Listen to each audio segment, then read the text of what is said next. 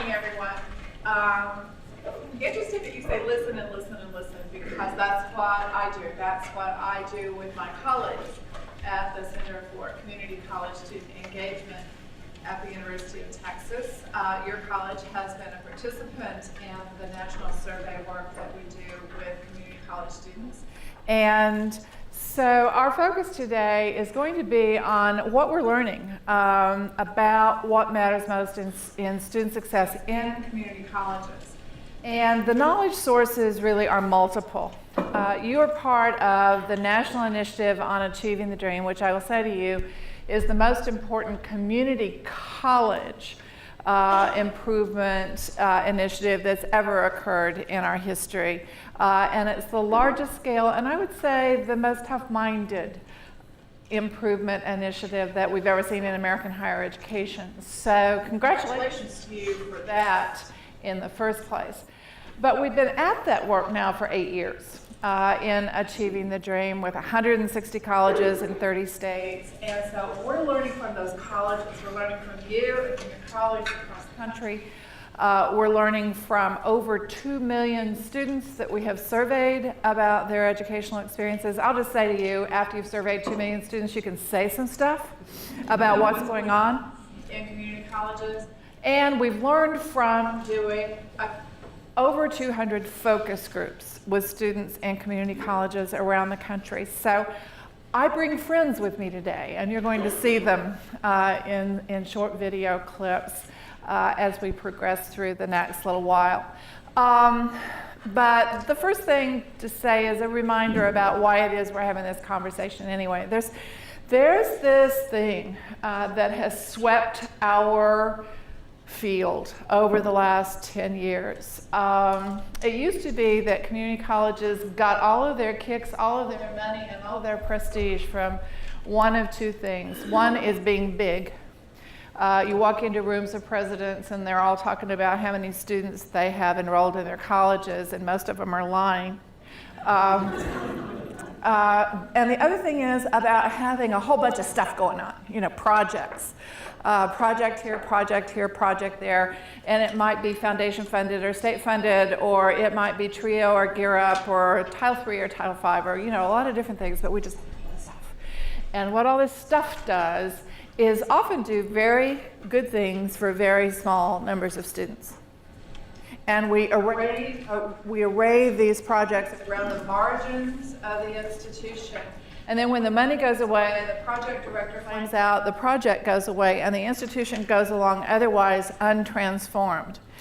And so these coaches, these Lindas, and your Achieving the Dream leadership team are here to try to help you ensure that it's the institution that rethinks collectively the way you're serving students in order for us to do better than this. I'm going to tell you something. I have a well-earned reputation as an advocate and a passionate one for community colleges, and it comes with an equally well-earned reputation, as these folks would tell you, for being a critical friend. We need to tell ourselves the truth about what's going on with our students as they move to and through our colleges, because otherwise we can't get better. And that's why Achieving the Dream has such a strong data-informed element to it, that we are painting a picture for ourselves, an honest picture of who our students are, how they're progressing, where we're losing them, where they're succeeding, who's doing well, who's falling off the truck, and so on. So we're on our way nationally to trying to increase the educational attainment of our community college students. Why? I've got one run-on sentence for you here. The more educated a person is, the more likely that person is to be gainfully employed, to be paying taxes, to be active in his or her community, to be contributing to the welfare of the community by giving blood, by volunteering, by participating in the democratic process, working in campaigns, voting. And the more likely that person is to be able to care for the health and educational needs of his or her children. Was that a run-on sentence? Yeah. Conversely, the less likely that person is to be publicly dependent that is on welfare or in jail. The United States is falling behind globally in the educational attainment of our population. Those of you who are in my age group, I won't ask you to self-identify. We are still the most educated population group in the world. The generations behind us in America will experience for the very first time in our history the reality of a generation not being as educated and not being as financially well off as its parents were. That is what we're looking at here. And so what we have in the United States is a disappearing middle class. And what we know is that education, and particularly community college education, is the gateway to the middle class. It's the only gateway to the middle class for most Americans. So that's why we should care. This is data from your college. We asked on the CESI survey, and you participated in 2011, what are your goals, why are you here? And so most people are surprised to see that 85% of their students say that they came to get an associate degree. Does that surprise you? Okay. So if you compare the 85% to where you are right now, which I will just say to you is a lot lower than that, let's call that an opportunity. And let's call achieving the dream and your broader student success agenda the mechanism for helping those students achieve their dreams.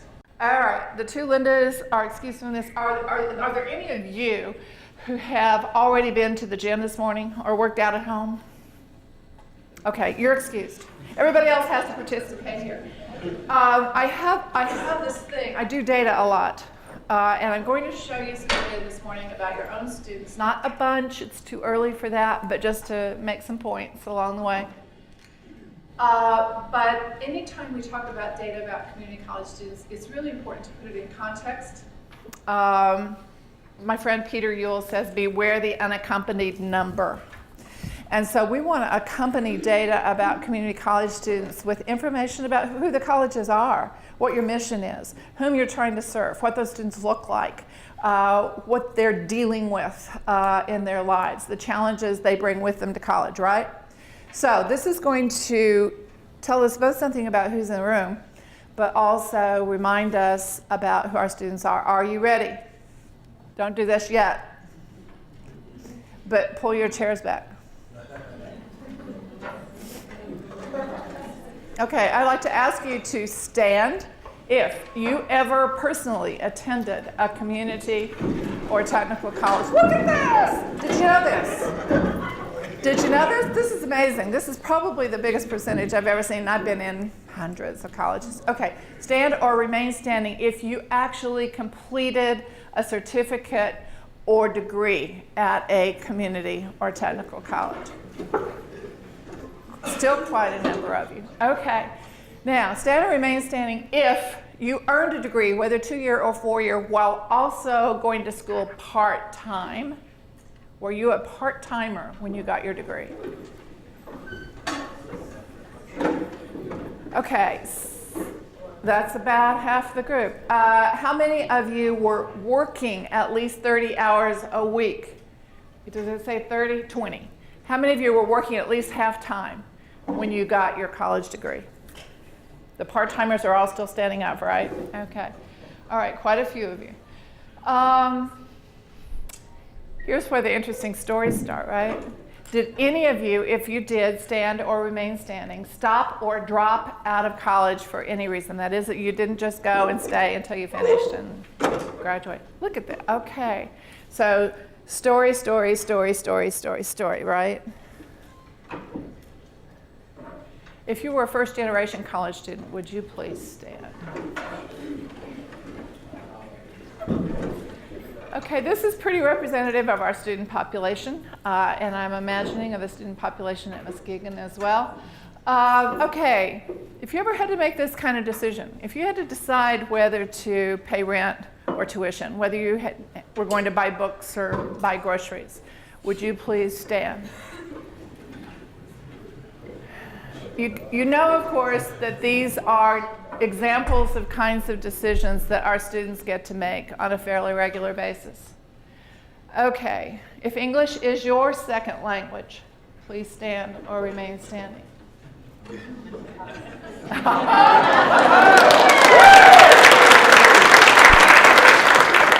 And what is your first language? Fula. Fula. Yes. Would you please tell us good morning? Jarava. Ah, thank you. Bonjour. Bonjour. All right. If in the course of your daily life in college you typically found yourself in a minority on any dimension, race, ethnicity, gender, or age, would you please stand or remain standing? Okay, take a look around, people. These are colleagues who can help us understand issues about difference and issues about inclusion. All right, and finally, if you can name a person who made an important difference in your ability to stay in school and be successful, would you stand or remain standing? All right. Now I'm going to ask, not by name, but by role, who that person was for a few of you. Who was that person? Dr. Austin. I'm sorry? Oh, her name is Dr. Austin. What was her role in your life? Instructor. An instructor in what discipline? Education. Okay, all right, John? My dad. Your dad? Okay, yeah. Faculty member here, Bruce Pravaki. Okay. Hail to Bruce Pravaki. All right, and what about you? Professor from Georgetown University who told me I was smart for the first time. Okay, that's a pretty important landmark for many people. What about you? Softball coach. A softball coach, high school or college? College, okay, and you? High school English teacher and then a professor at Michigan State. Okay, twofers. All right, back here in that orange. Dr. Van I'm sorry? Leitman. Dr. Van Leitman is a philosophy professor. Where? Hanover.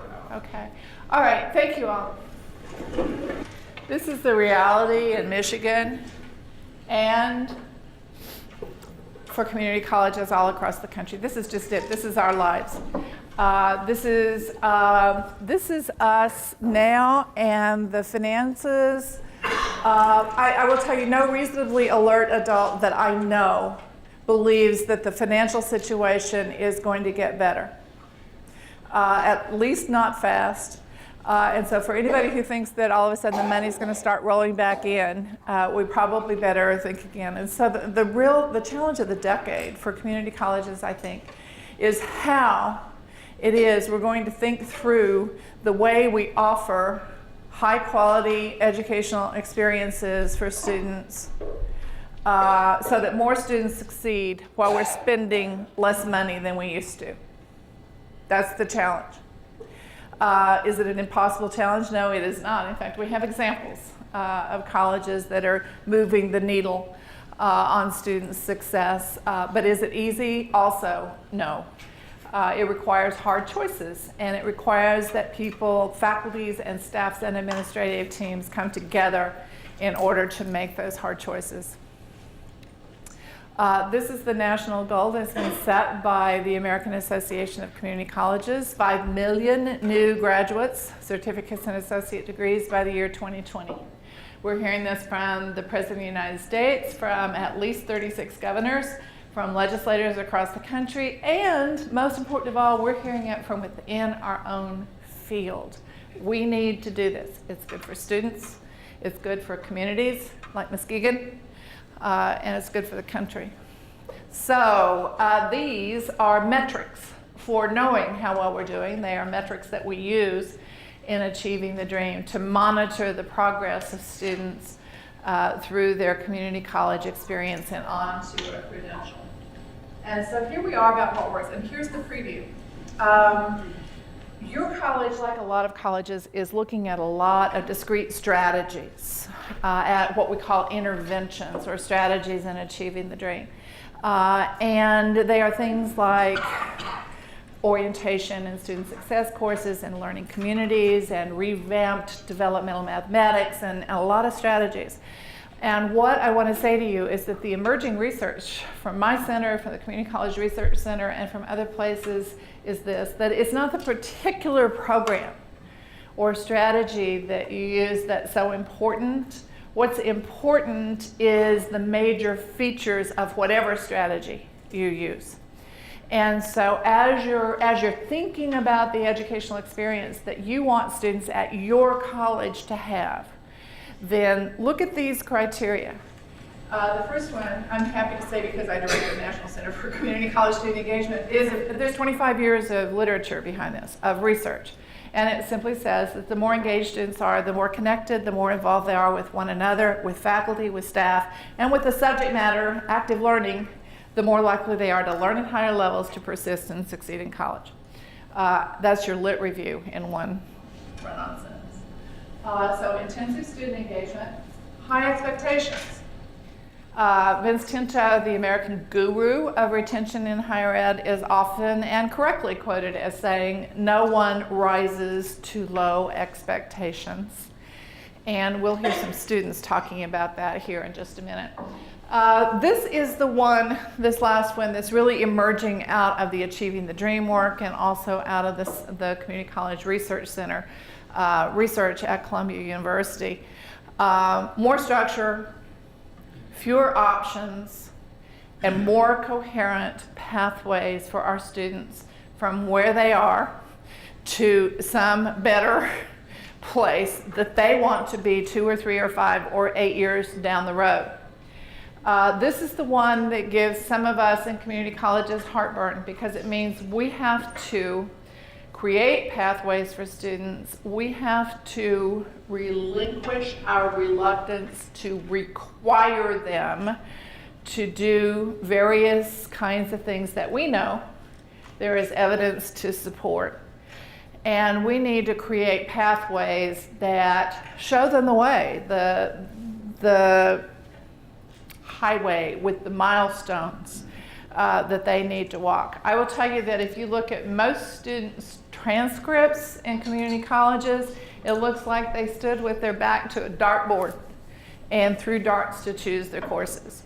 And so there is work not only from listening to students who tell us this, but out of decision theory and behavioral economics and cognitive science that tells us that our students are paralyzed.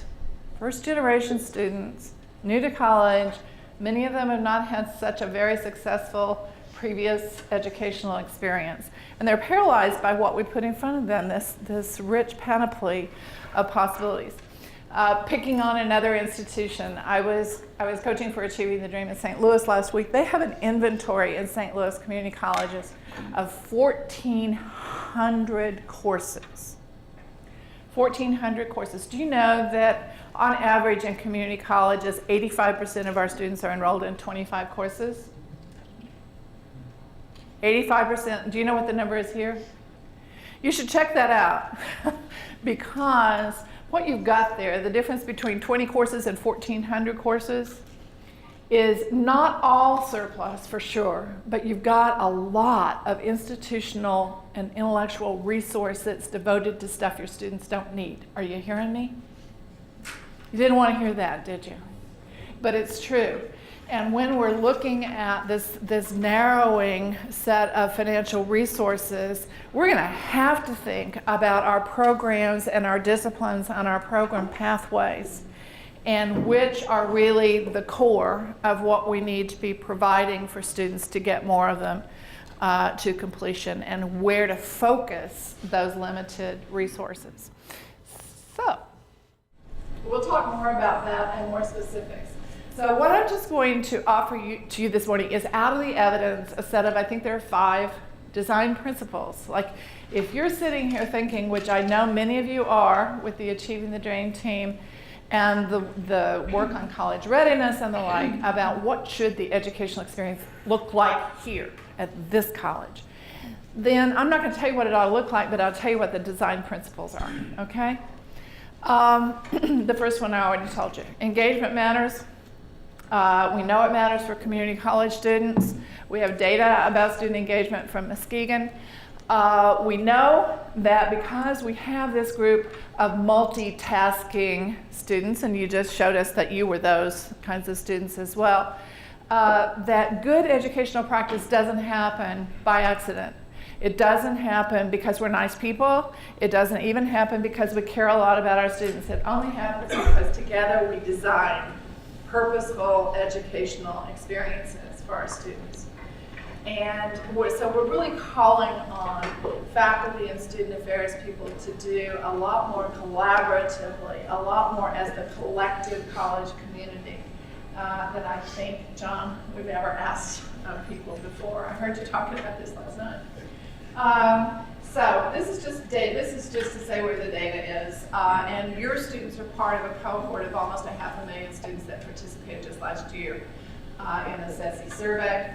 And we also know that in addition to intensive student engagement, we need to do it early because we lose students, we hemorrhage students in the first semester and the first year of their college work. We know that if we can get them successfully to 15 hours to 30 credit hours, that their chances of getting the associate degree skyrocket.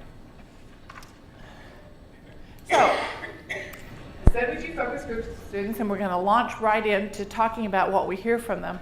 But, you know, perhaps because we lose 25% of our students in the first term on average, and half of our students before the beginning of the second fall term on average, we nearly always ask students in focus groups some question like, did you ever think about dropping out of college?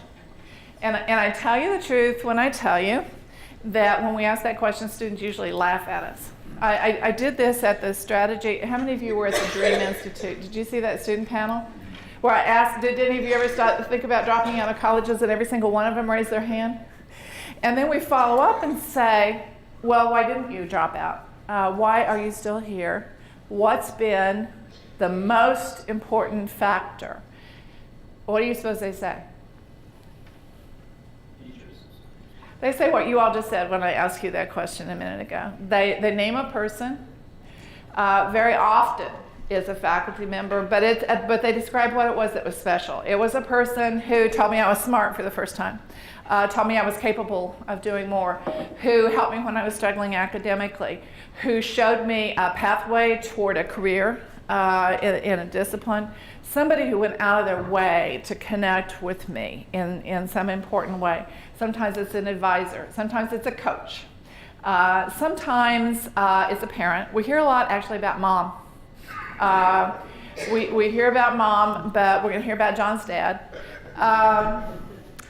And increasingly we hear testimony about other students. The students in my learning community wouldn't let me quit. The students in my study group called me when I stopped coming to class, and they came and got me when my car broke down, or that sort of thing. So as community colleges increasingly are catching on that we need to create cohorts at every opportunity, it's students who are helping other students stay in school. So oftentimes in focus groups, we will invite students. We break, if we have 10 or 12 students in a focus group, we'll break them into 3 groups and ask them to design a college. And then tell us what that college would look like, what they would do more of, what they would stop doing, what sends them screaming from the room. And so this first video that I want to show you is of some students, and these are students from different colleges, but they're reporting out on what their group said they'd like to see in the college. The first of which is that there would be a more personal orientation tour. The options they give you are take personal orientation or do an online orientation.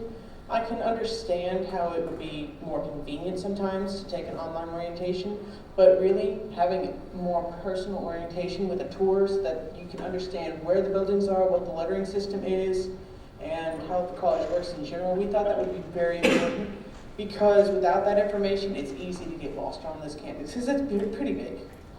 First, I'd like to say that I don't know why everybody else got to use a marker. It's too late now.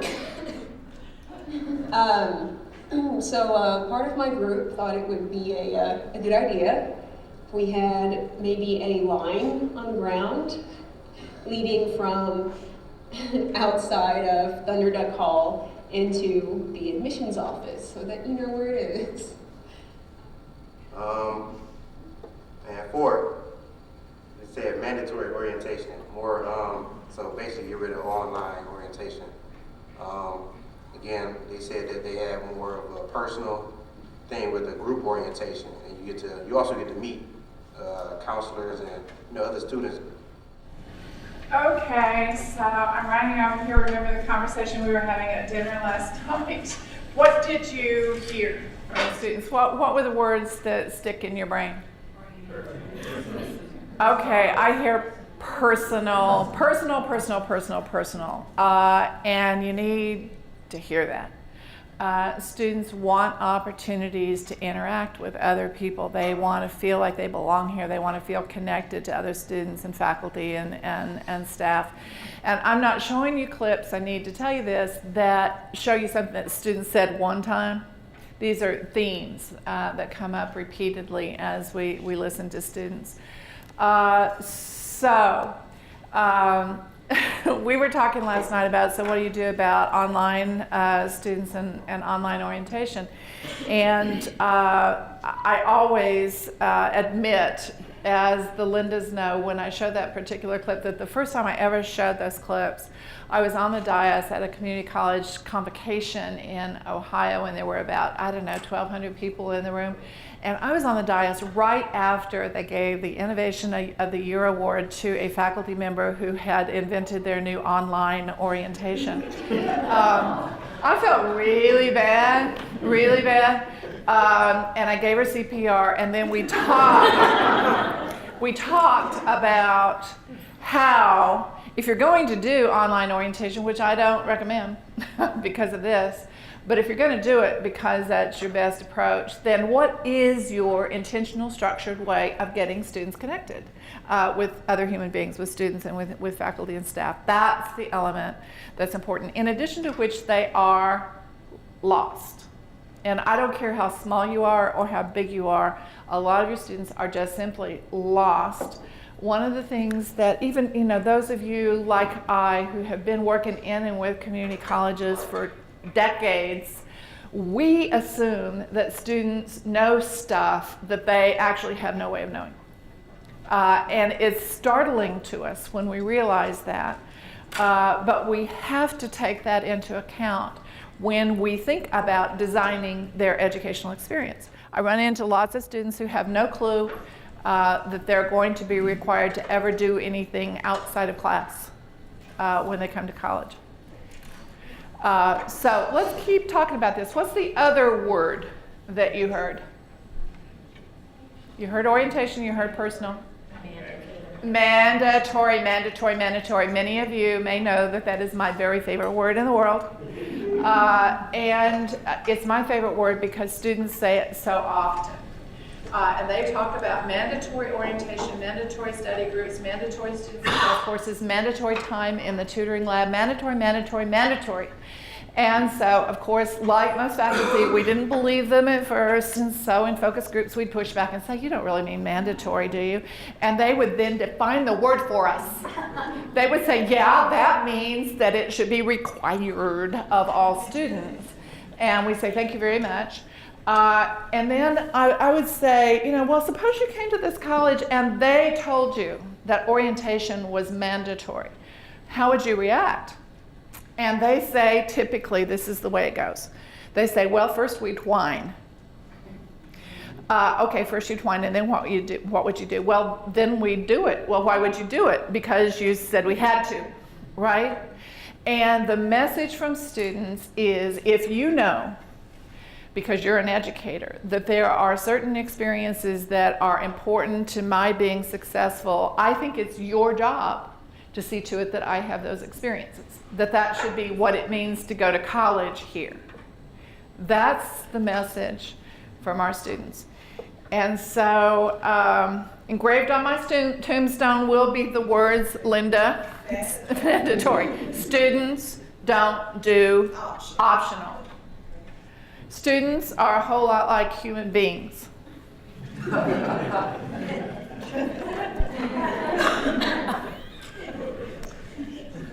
Okay, so we have data on personal connections. This is your data. This is an item from the survey of entering student engagement. And the item stem you see there, if you can, it says the very first time I came to this college, I felt welcome. And so you can see that an even half of your students agree with that statement. What is the part of that chart that makes you curious? No opinion.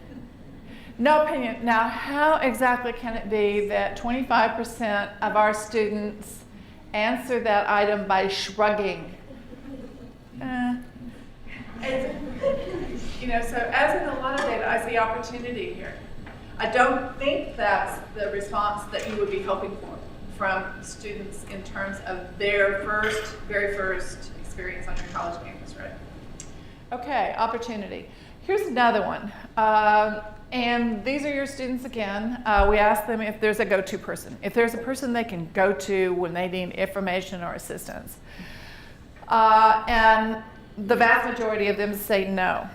And I use this data, you're not very different from a lot of other community colleges in this regard, but I use it as a way of making this point. It's actually Sandy Sugart's point, president of Valencia College. College is what students experience. It's not for us. It's not for the president. It's what students experience. And so if you're a student and you go to most colleges, if you need to see an advisor, you stand in line, according to them, 2 or 3 hours. And you meet somebody in a building you've never been in before, you meet a person you've never met before, and you tell them your story, whatever that is. And then the next time you go back to follow up, you stand in line for 2 or 3 hours and you see another person and you tell that person your story from scratch. And then it happens again. And this is the story that we hear from students. How helpful is that actually? And is that something that you would feel good about if you were the student experiencing the college? Orientation, how many of you are involved in this orientation work, design work that's going on? Okay, excellent. I have seen no decent study done over the last 25 years that doesn't show that orientation is good for students and that it's good for all students, not just the most vulnerable, but for all students. And so this is your data. The national data is in the light blue and the Muskegon data is in black. And you see on the on-campus orientation, you're doing relatively very well there. And so the places you look for opportunity are on the far right. A quarter of your students say that they couldn't get to orientation because of scheduling activities. Well, so how do we think about that? How do we think about schedules that match students? Your number of not aware, 6% of your students are not aware of orientation is way lower than the national average, as you can see. Nationally, about a fifth of students say they didn't even know that it was there. So something is going right at Muskegon in that regard. And your opportunity looks like it's on scheduling, and it looks like it's on making it mandatory to get that 62 up to a higher number. My guess is that the students who need it most are not the ones who are not going. I don't know if I'm right about that. That's a guess. Okay, so design principle number 1 is personal connections, doing it intentionally. One of the things I will say before leaving that topic is that after visiting hundreds of community colleges, you can walk onto a campus, and within about 10 or 15 minutes, when students are there, you can know if this is a place that values a culture of connection. And we have a large and growing collection of stories of individual people who make a huge difference for students. And often they're faculty member, often they're advisors, but sometimes say there's a woman who works in a cafeteria line in the student center in a college. There is a chief security officer that we started hearing about at a college in Texas. And one of my favorite stories is about a maintenance worker. Her name is Cheryl. And all the student groups we were talking to on this campus were talking about Cheryl, and Cheryl knows your name, and Cheryl knows you have kids, and Cheryl's asking you how your sick kid is doing, and Cheryl knows if you're supposed to be there on Tuesday and you're not there. She's saying, where were you? And she asks you how you did on your biology test. Cheryl. And so after we heard all these students talking about Cheryl, I went back to a group of faculty and administrators and staff, and I said, we've been hearing about the Cheryl Pulse, and they said, oh, we know Cheryl, she does the same with us. Same stuff with the faculty and staff. And so, as I love to joke, nobody quite knows when Cheryl cleans buildings. but they do know that Cheryl thinks it's her job to connect to students. And the very, very good news in these times about developing a culture of connection is that, you know what the cost of that is? It's zero. For everyone on campus to believe that it's their job to reach out and touch someone, to connect on a personal basis with students. Okay. Design principle number 2 makes a lot of faculty members happy. In fact, it makes students happy too. And so here's an interesting series of data from your students, okay? So the first one is, what % of your entering students, new students in your college, here less than 3 weeks, tell you that they have the commitment to do what it takes to succeed in college? What % of students say that when they first arrive? This is not a rhetorical question. It's a high number, and there you go. All right, so you know that, and then I ask you, what is the percentage of your entering students who require at least one course in developmental education? Some, and this is the percentage of students who believe that they are academically prepared when they arrive at your college. So you've got about equivalent numbers of students thinking they're prepared, and you're knowing that they're not, right? And this belief, we deprive them of pretty quickly. But, so they're jazzed, even when they're uncertain or terrified, they're knowing that going to college is going to change their lives. And so they're excited, and their commitment is evident when they arrive. Doing focus groups with students who are just registering for college is really an upbeat kind of experience. All right, so the question is, then what do they do? And this is what they do, those students, during their first 3 weeks of class. Take a look at this. These are our students? Your students. These are your students. You've got almost a third of students who have turned in at least one assignment late, a quarter of students who did not turn in at least one assignment altogether, over half who came to class unprepared without doing the readings or assignments, and almost 30% who have skipped class at least once during the first 3 weeks. Okay, faculty members, you tell me, are those successful student behaviors? No, they are not. In fact, some of them are disastrous. The evidence says that if students miss even one class during the first 4 weeks, they're pretty much toast. So we go to students in focus groups and we say, so what you doing? And they tell us the truth. They say, we're doing this. And we say, so help us understand why you're doing that. And what do you suppose they say? I'm sorry? No, they don't say life got in the way. No? They do it because they can. They do it for a couple of reasons. One is because they were able to do it in high school and they suffered no consequences. You would believe the number of days students miss in their senior year of high school. They tell us they never cracked a book in high school. And they still got passed through. They tell us all kinds of things. So they think they can. And they're not hearing messages to the contrary. They have not yet discovered that there is any negative consequence to doing this. And so I use this set of data not to diss students, but to help us think about how we express our expectations and how we enforce them. And there are some of our expectations that are unique to particular courses or my classroom, but there are some things that we have to decide collectively we're going to do. Because if I have a really strict attendance requirement in my English comp class and you don't, you know what's going to happen? Yeah, they're going away.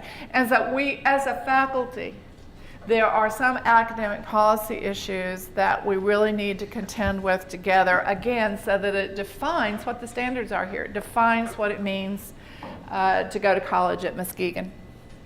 She had a reputation of just being really tough, and her classes work. It was 5 credits, you know, it's what you signed up for when you went into it, but having that of knowledge that I have after making it through her class, it's just indispensable. I always end up appreciating teachers that are hard on me. I mean, I hate it at the moment, but my favorite teachers are always the ass kickers. You know? It amuses me so much that he had to stop and think about whether he could actually say that in front of us. And now he knows that I'm showing it to people all over America. So students know when we are lowering our expectations for what they're capable of doing. And they make pretty savvy distinctions. What they say about their community colleges is that they really appreciate the fact that we understand that their lives are complicated. And that, for example, if my job shift changes in the middle of the semester, you work with me so that I don't miss an entire semester's credit.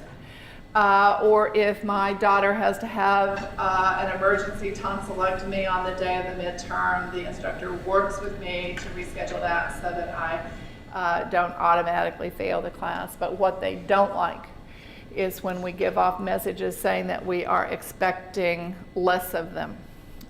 In fact, they say a lot about how much they appreciate it when we expect more.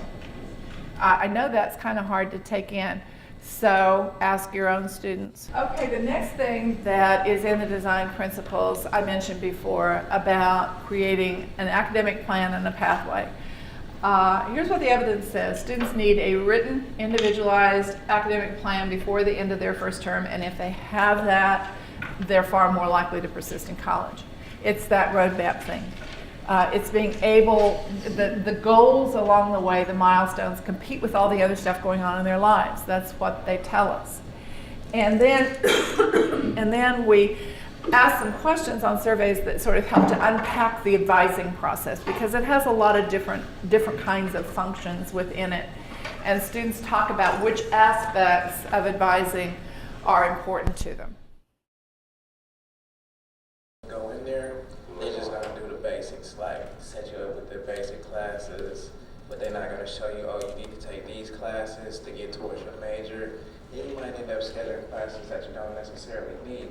Then that's wasting your time as well. But yeah, closed mouth don't get fed. If you don't say anything, then they won't necessarily give you that information. You gotta, you know what I'm saying, fish for it. It isn't like they just easily give it to you.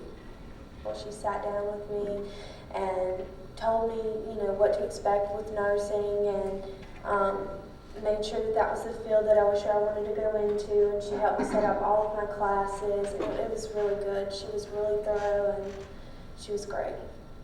He helped me because I told him my goal at the end, you know, and what classes I should take for my undergrad before I even go to my secondary school.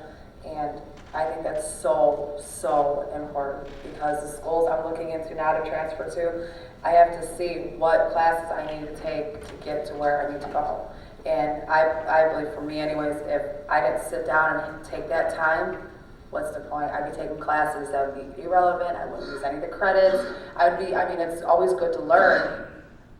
It's like, what progress am I making toward that goal?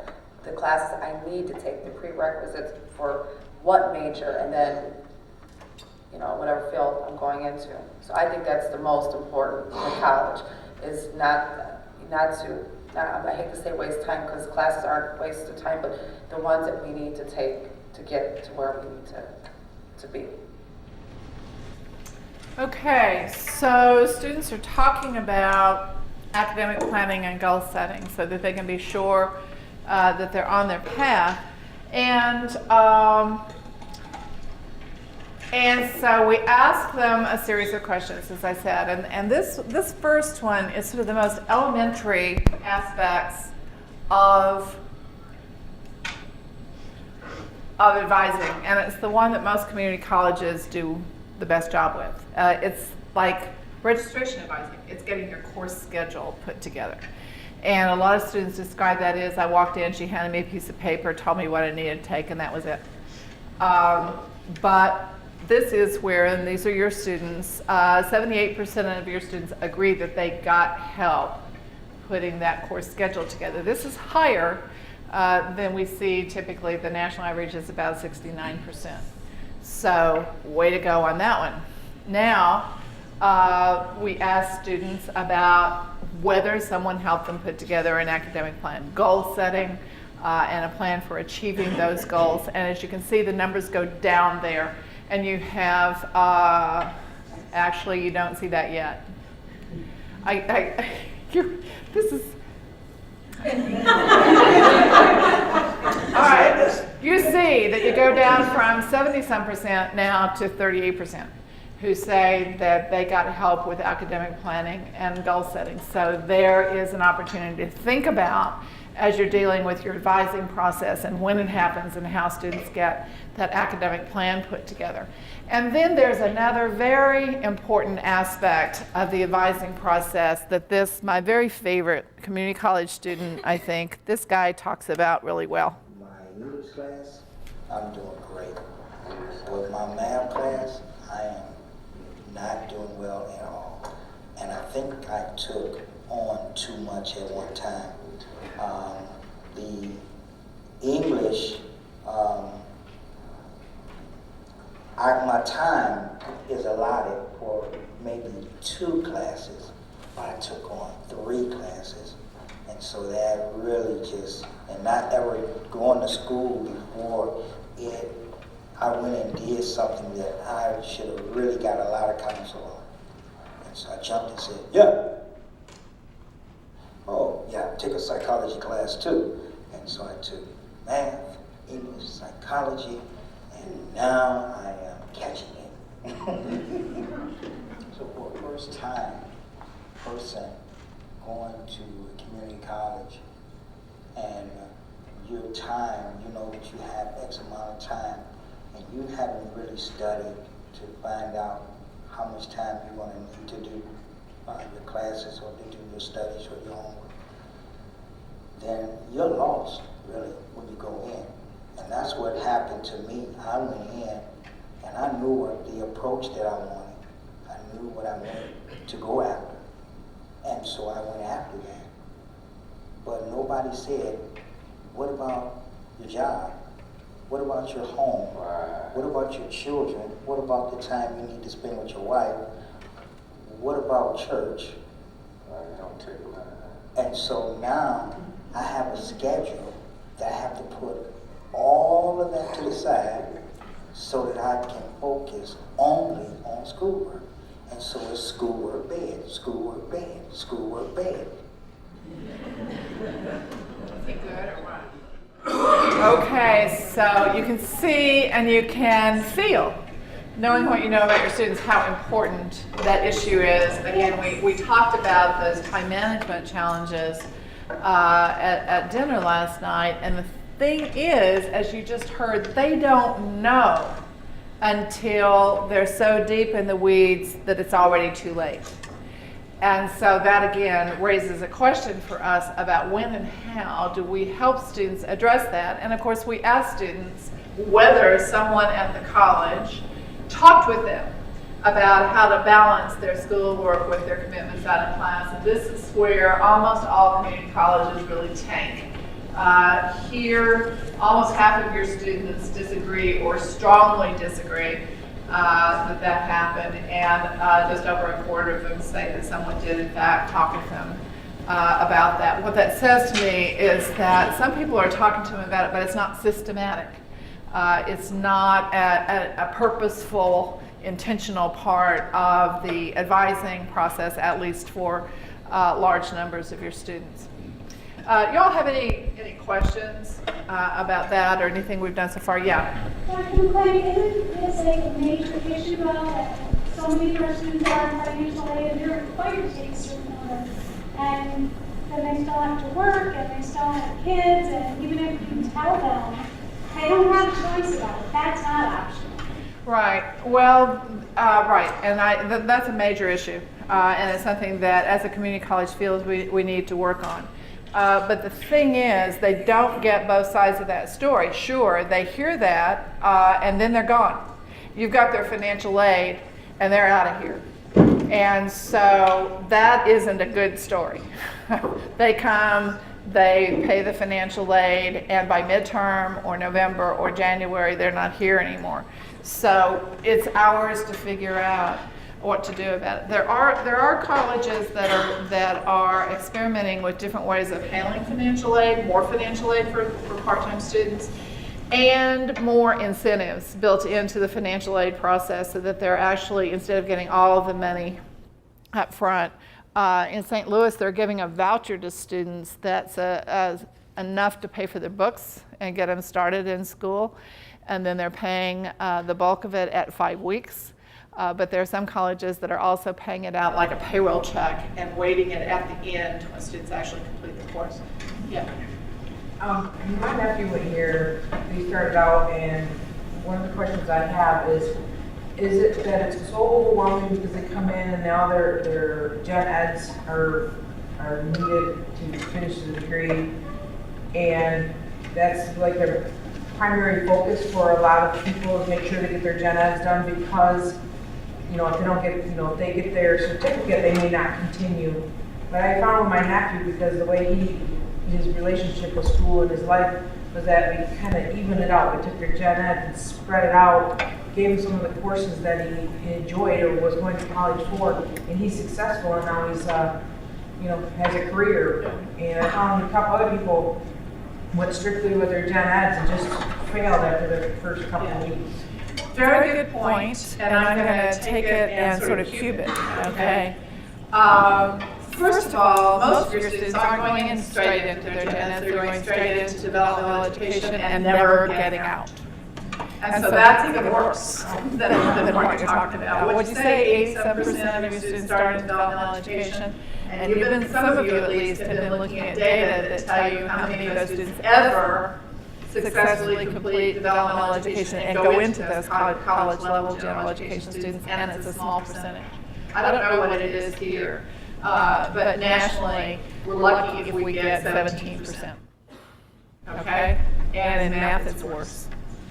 And for some groups of students, it's even worse than that. So that's the first thing. Most students didn't come to college expecting to spend their first 2 or 3 or 4 semesters not doing anything related to what they thought they were coming to college for. And then you take the same phenomenon that you're describing, and it's the same thing: English, history, government, side, the required gen eds. And so I will go back to you and say that the emerging evidence says that the sooner you get students into a coherent program of study, the more likely they are to persist in college and proceed. And what do I mean by that? I do mean that they may be taking math and an intro to information technology course at the same time. Or they may be learning to read by reading in the health careers area. Or they may be learning their quantitative reasoning within the context of STEM subject matter. The point is contextualization, and I think that's the point you were getting to, is the opportunity to be learning in the context of content that I'm interested in, that's related to where I think I'm headed. And so we've got some colleges that are down the road a bit on this and really beginning to develop pathways, and I don't mean majors, I mean clusters of majors. like health careers, like STEM, like arts, design, and humanities, like, you can imagine what other pathways might be, but students enter that pathway in adult basic ed, or they enter it in developmental ed, or they enter it at the college level, but it's contextualized to get it, because it's sticky. It's sticky for students to get into content material, even if they're learning to read by reading Sports Illustrated, to get into content material that makes them feel like they're in college, that makes them feel like they're making motion toward their reason for being. So I really appreciate you putting that issue on the table. Contextualization's a big fat word in our world right now, and it has a lot to do with this design principle, which is where faculty make their biggest contributions. It is by intentionally designing those classroom experiences, whether online or face-to-face, that really get students involved in learning. And so we ask students in focus groups, when you're in a good class, what's it like? What's happening in that class when it's really working for you?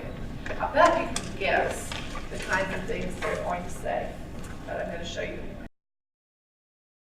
The teacher can interact and be on the same level as the kids, and everybody's just, the atmosphere is just great. Everybody knows what's going on, and everybody's interested, and everybody's active, and the teacher is treating us like, like it's not just another lecture. It's actually a class, and you can make it fun. It's always very active. We're make questions, do discussions about the subjects we are going to see. And for me, the fact that I could go to my professor and ask her a ton of questions without her thinking it's monotonous. And she doesn't get tired of you easily. You could always go to her if you're not clear about something.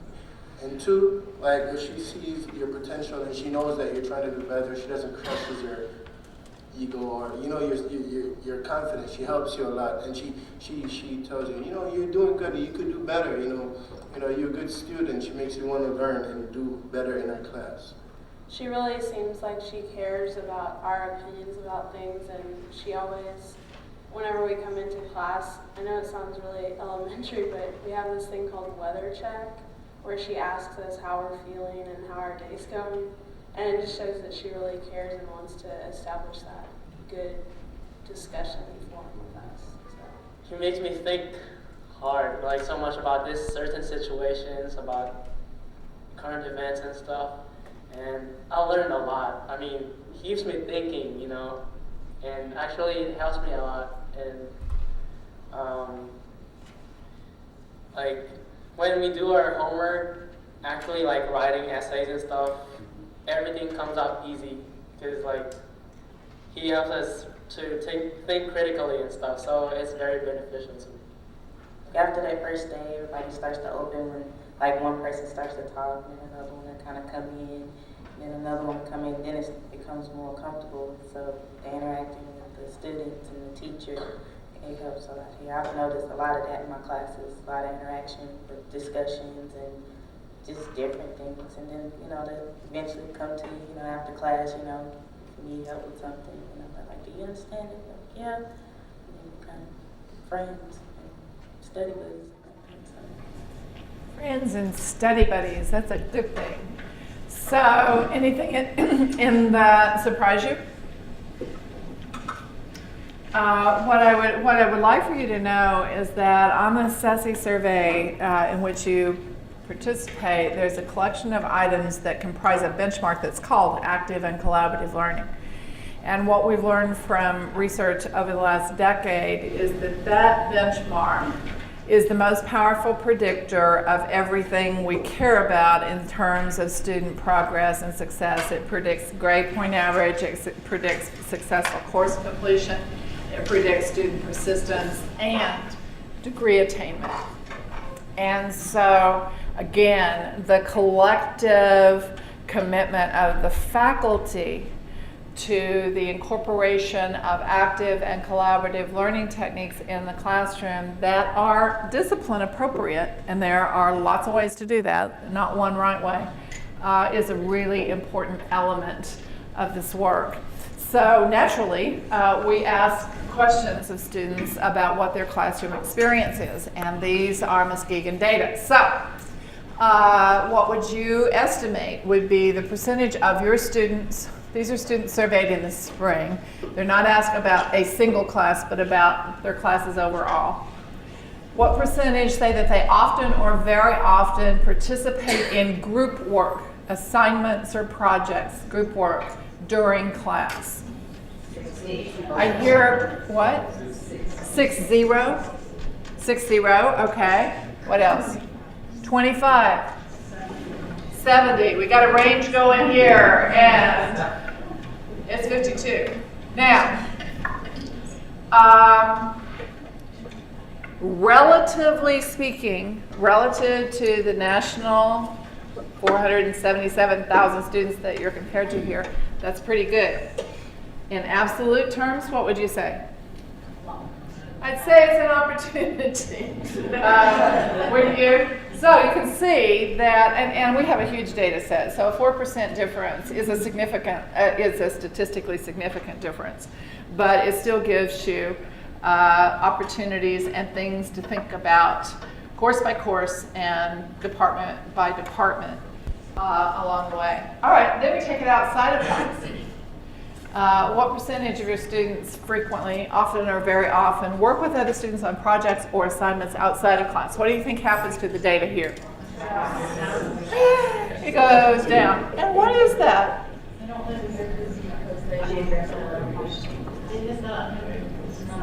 It's not been designed. It's not because they're busy. It's not because it's because we haven't asked them to do it. And most of us don't think we can. Because they're so busy. So I know students who meet at 10 o'clock at night in Starbucks for required study groups. My spouse, who does this work with me, loves to tell a story about sitting in a Starbucks and overhearing students who are working in a study group for their community college. It's not that we can't, it's that we don't. And so here are the numbers. Here are the numbers, but the big number there is the never. The never. 43% of your students are telling you that they never have that experience. And that's compared to a little bit lower number, nationally, of 39% of students who say that they don't work outside of class. When you give homework assignments, which all of you do, they're more likely to get done if students are working in groups. That's what students tell us, because they develop not only an affiliation but a sense of obligation to their study group or their project group or whatever it is that's doing the work. Is that easy to do as a teacher? No, it's not, because you have to be good at designing those kinds of things and figuring out how they work. Did you have a comment? Yeah, well, I had a question on this working in groups outside of class. A lot of us read Aaron and Rope, so it's both academically driven. And the contradiction there was that was associated with the largest drop in critical thinking. And on their measure, critical thinking was best when you sat alone reading and writing. So how would we respond to that kind of? You know, this is interesting. I don't really want to get into a discussion of that book because I have a lot of problems, methodological and otherwise, with the philosophical with that book. But I'll tell you this much: they know squat about community college students. Squat. And I've said that to them in public when we were serving on panels together. And so it's about being actively engaged with material. And if students are sitting at home with earphones in their ears and computer screens or laptops or whatever else digital is going on, multitasking is what really doesn't work. The brain doesn't work that way, even though we're hearing these stories about how students' brains are differently wired than ours are. but it is about being actively intellectually engaged in the work. So you have to figure out as a teacher what mechanisms you're going to use to best ensure that that kind of active engagement is going on. Lecture isn't it, I'll tell you that, even though it's still the most commonly used technique in our colleges. There's a mix. There's an artful mix in what we ask students to do that is probably where the magic is. Does that make sense to you? Okay, and then there's this other one that I kind of like perversely, because we know that student-faculty interaction is really important. You heard students talking about their interaction with students and the ability to ask questions, and she challenges you, or he makes you think, those kinds of things.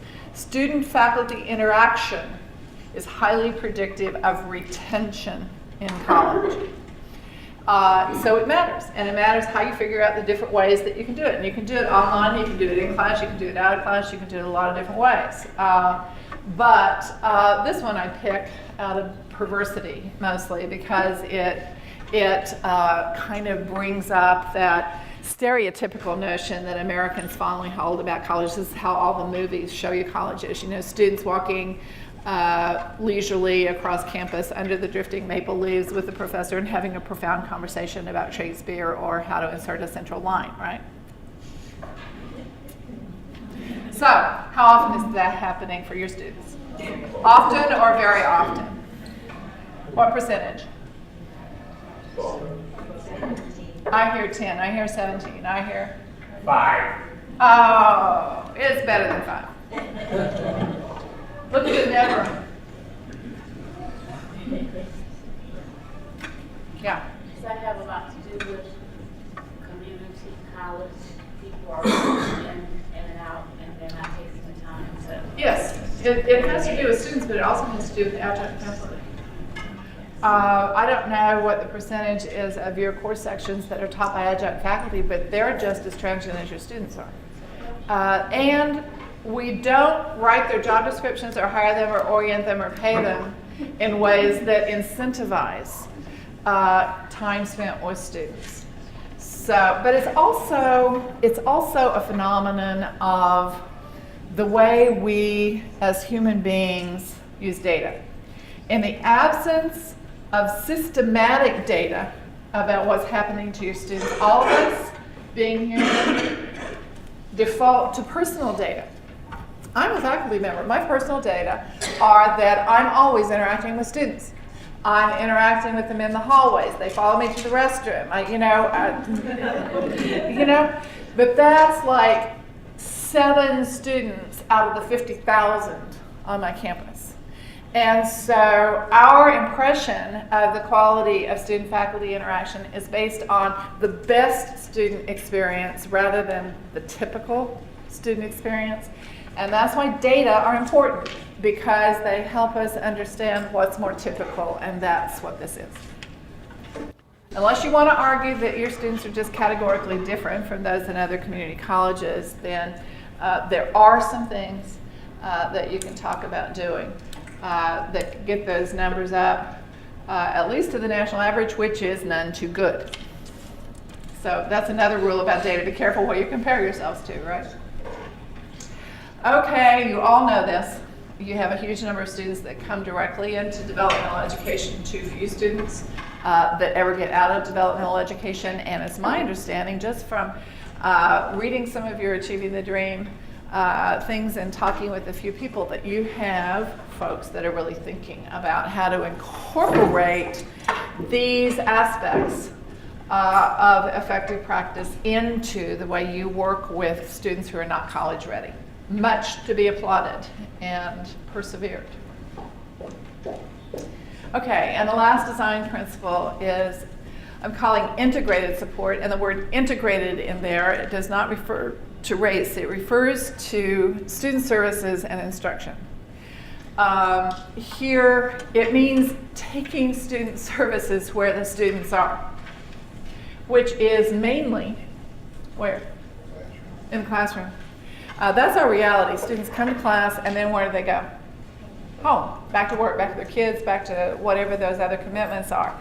And so increasingly, we're figuring out that the traditional higher education model for student and academic support services is a referral model, right?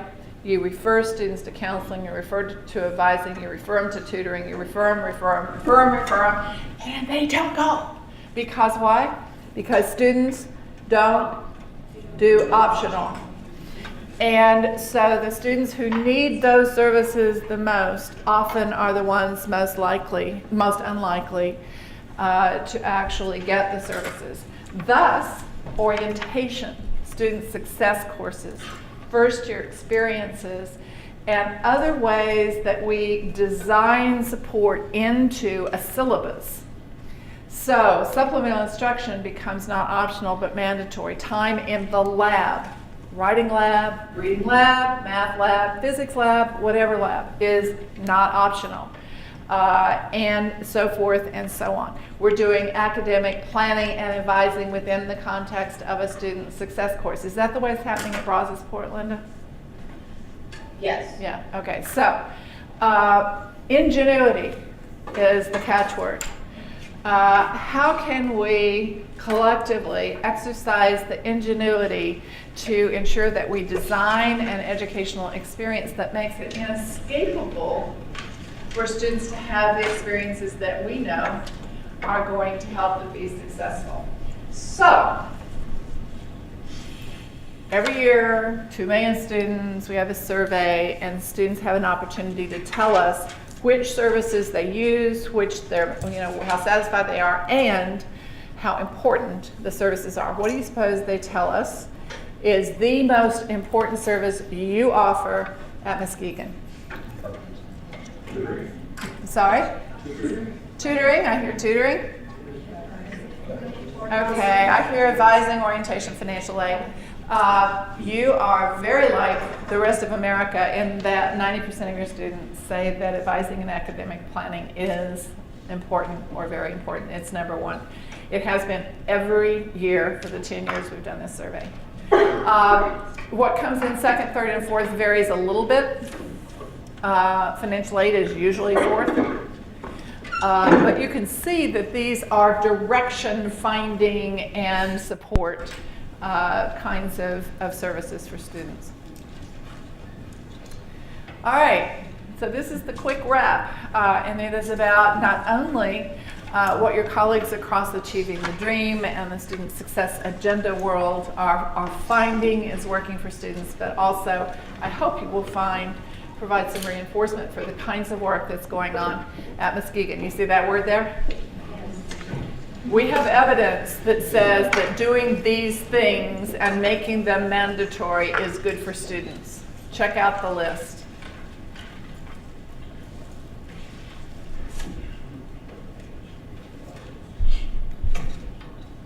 You have any favorites? Stopping late registration. Do you still do late registration here? Only with teacher permission. Only with, yeah, okay. So what that means is that you give everybody on campus a waiver button. Stop doing that. It's not good for students. We think we're being flexible, and what we're really doing is setting them up for failure. There was a Michigan Community College president who, for 2 years, 2 fall semesters running, did a study of late registrants.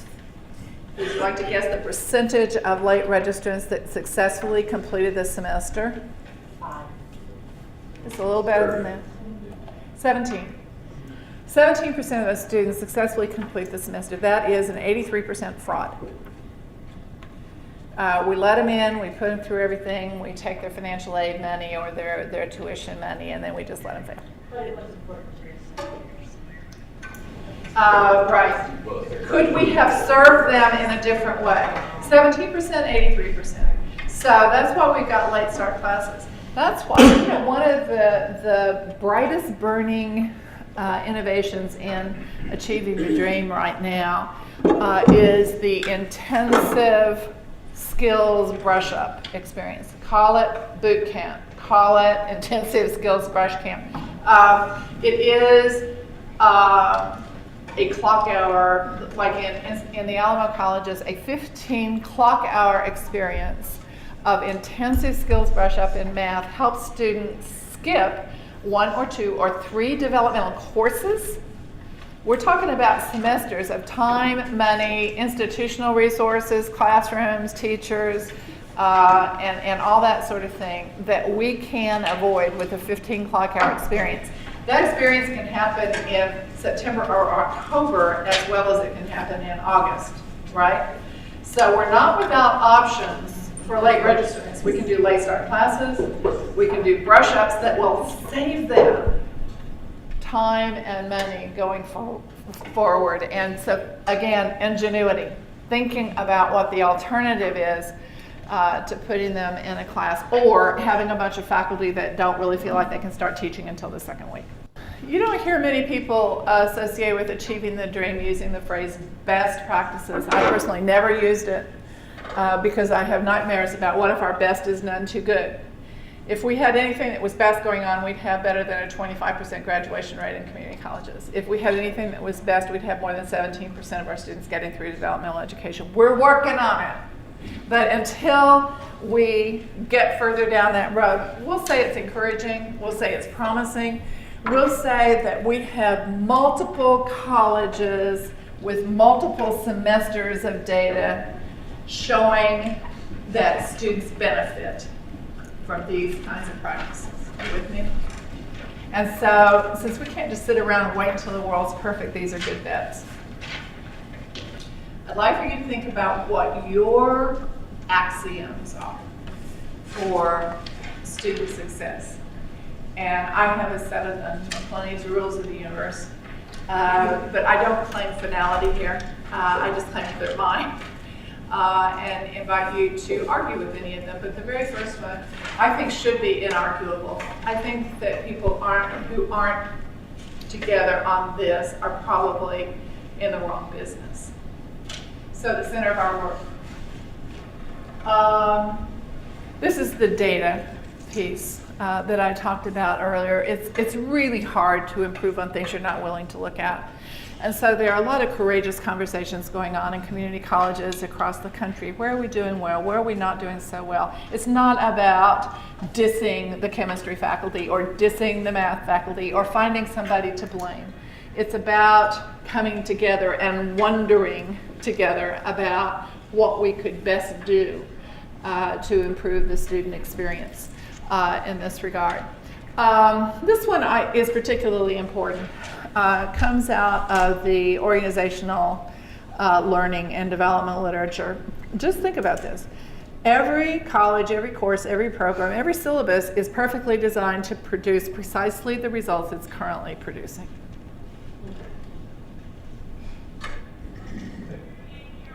Yeah? So you're saying that every program, they're all perfectly designed? We are perfectly designed to have a 17% success rate in developmental education. We're perfectly designed to have a, what's your graduation rate? 13%? We're perfectly designed for that, right? It's about the way we're designed. It's not that we're bad people. It's not that our students are deficient. They are who they are. We're designed to get the results we're currently getting. So the implication is if you're not entirely happy with, excuse me, a 30% pass rate in intro biology or a 13% graduation rate, what's the implication? And you have to change it.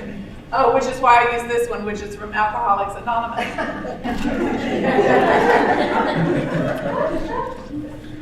Oh, you know, if we were being really hard on ourselves, we'd say that people in higher education are pretty much addicted to doing things the way they're doing them. And all of us, I mean, it's just a human phenomenon. All of us are really fond of change as long as it's somebody else is doing the changing. And the only good news I can offer you here is that we're in this together. We're not only in this together for Muskegon and its students, but we're in it together with community colleges across the country. It is exciting work. It is a great time to be a community college educator. But this is the telling thing. nothing good happens until we actually actively, explicitly decide to do it. I have the sense that that decision is being taken at Muskegon Community College. But neither as individuals nor as organizations are we any good at all accomplishing things that we ever actually set out to do. We have colleges that have eradicated achievement gaps across groups of students. We have colleges that have revamped developmental education so thoroughly that participation in remediation now has become a predictor of student success. The students who start in developmental actually persist and succeed and transfer at higher rates than students who don't. So it's not that this can't be done. I have an old colleague, Deborah Meyer, who was a MacArthur Juniors Fellow and a school principal in Harlem in New York, one of the most difficult school environments you could care to find. And her school had a 90-some% graduation rate, and 90-some% of those graduates went on to college. And what she used to say is, it's not that we're ignorant and don't know what to do. The question is whether we want to do it badly. And that's where we are as a community college field. That's where we are in Muskegon. That's where we are across the country. We know more than we're doing about what helps our students succeed. And achieving the dream helps us be on a path to doing what we know. Other questions before I close this out momentarily? Yes. I just had a question. I was just curious about your thoughts about, we have a policy here that we allow students to withdraw from classes up until the last day before final exams. It also seems to me to be a bit odd because students who recognize they're doing poorly and dropped earlier would have spent more time on their other classes to be successful. I'm just curious if there's any questions in the survey that address that. No, there's not, but you can empirically address it, and Linda Villanueva can help you do that. What happens to those students? I think that's a really important question. There's such a thing as loving our students too much. And even when students complain about our lowering our standards and letting them do things like that, they say that they know we do it out of an abundance of empathy. They know that we do it because we are humanists and we care about our students and we want them to feel good about their education. But not all of those things are really good for them. And it's an empirical question. And that may be one of the policies we need to look at when we're discussing those policies at the end of this presentation. Okay, good. All right. And another comment. I'm just curious why the late start classes don't seem to work. Seems like it's a convenience for students. Could you elaborate on why doesn't that option work? It's not the late start. It's late registration. Late registration doesn't work. Late start works, but you have to be careful which courses you offer in late start because that's a more compressed time period and some course material is more amenable to that than others. It really helps if you've modularized your math, for example, to let students make their way through it. So it's a good question. Okay, since we are about at time out. One question. Yeah. One of the things that you mentioned dealing with faculty accessibility. Yeah. You mentioned adjunct faculty as being, one of those reasons why students didn't have an opportunity to contact faculty. Yeah. Is there any other connection with the high rate of adjuncts in most community colleges in predictors of student success, considering the fact that so many adjuncts seem to stream through community colleges? Well, we're working on a report on that question right now, and the evidence is equivocal. There is no evidence that says that the quality of academics suffers. There's, you get mixed results, but on the whole, you have to say there's no evidence. What suffers is student engagement.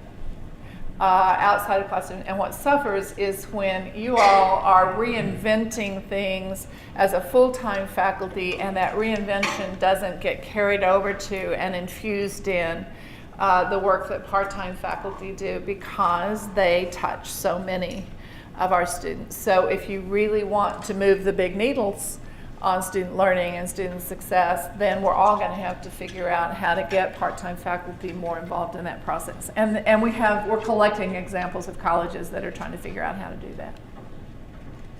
Okay. All right. Yeah, sure. There were a lot of numbers out there about. Oh, I got a whole bunch more than I threw at you. How we're not being successful. Yeah. But we have not achieved the dream. How do we know when we've reached achieving the dream? You know what? That is such a good question. You will know it when you say you've done it. The question for you is, how good is good enough for Muskegon Community College? How good is good enough for your students? 85% of your students say they want to get an associate degree. How good is good enough? And I can't think of a more quintessential challenge for faculty and other educators than that one. So I can't tell you that.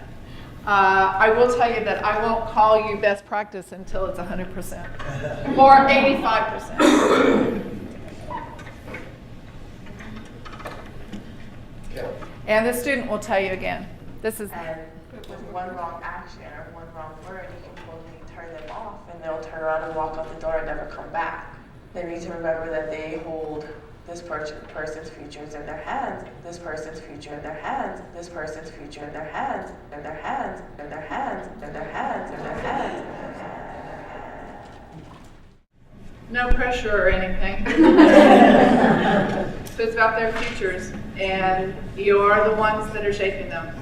It is really, really, really important work, and I really respect you for undertaking the challenges that are involved here. Yeah. So maybe if we had the numbers to make the case, linking student persistence and linking that with full-time instructors, maybe we could turn around the trend for more part-time. I don't think that's within, I mean, I'd like to say, yeah, and the case is there. The money's not there. You know, the phenomenon of part-time instructors is an economic phenomenon. And I personally don't think it's going to go away. Do you think it's going to go? No. I don't. And so, you know, I've been calling all morning long for ingenuity. And we have to figure out how to integrate the part-time faculty more fully into the work that we're doing. And there are colleges, for example, that are doing stepwise payments for part-time faculty. You come in at base, you get a bump after you've done 30 hours of professional development that is planned and operated by the professional development people and the full-time faculty in the college. And it's not ad hoc, it's not miscellaneous, it's not yoga, it's not financial planning for your retirement. It is about active learning, it's about collaborative learning, it's about our redesigned developmental math. Whatever it is that are your choices about how you're going to redesign student experiences, those things have to be integrated with the part-time faculty. I'm sorry to say that. I wish I could say something different, but I do not believe that something different is ahead for us. So, piggybacking on her question, then, have you seen other community colleges make student engagement mandatory for adjunct faculty and how we design Yes. something like that? Yeah. I have. There are several colleges in Achieving the Dream. Northwest Vista in San Antonio, Patrick Henry, which is a small rural college in Virginia, and we probably together know of some others, have made a collective decision, the faculty decision, that they were going to make active learning a hallmark of their work with students, and so they have put all of their full and part-time faculty through training in collaborative learning. They have people in their faculty who are now certified trainers and instructors, so as new people come in, that's part of the orientation and inculcation and development process. And I will tell you that we see striking increases in successful course completion. Patrick Henry, it was like 19% more students succeeding in classes who were in the active learning classes when they first started down that path. So yeah, and again, not one magic bullet, not one single strategy for doing it, but it's certainly within the realm of possibility for faculty to say, we're going to be known for this kind of excellence. And that happens in four-year colleges and universities all the time. I think the key though, did you hear what she said for faculty? That's right. To say this, and at Patrick Henry, it was the faculty who drove that process. At Northwest Vista, it was the faculty. That's right. So if we administrators say, okay, faculty, this is what you're going to do, this is what achieving the Good luck with that. Good Yeah. luck. It Yeah. has to be faculty Yeah. and staff and student advisors Yeah. driving. Thanks for your question. Thanks for doing what you do.